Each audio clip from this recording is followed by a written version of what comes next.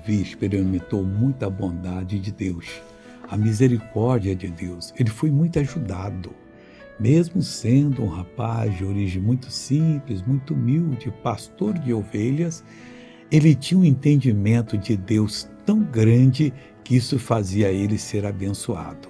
Veja o Salmo 103, versículo 8, que ele escreveu, em que fala da seguinte maneira: misericordioso e piedoso é o Senhor, longânimo e grande em benignidade. Então, tá tudo que Deus é para nós.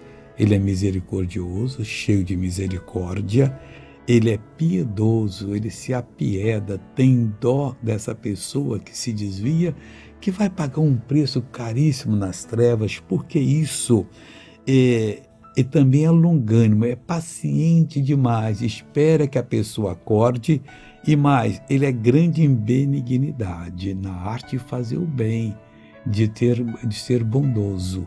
Que Deus seja assim para você. Veja esse testemunho. Pastor, em Deus de idade solteira, eu caí de um pé de manga e daí a minha coluna não virou nada. De tanto sofrimento, tanta dor, nas costas, nos braços, nas pernas, então. O que Deus fez agora? Eu fiquei curada em nome de Jesus. Então, mostra você a ex agora. Faz tudo que você não podia fazer.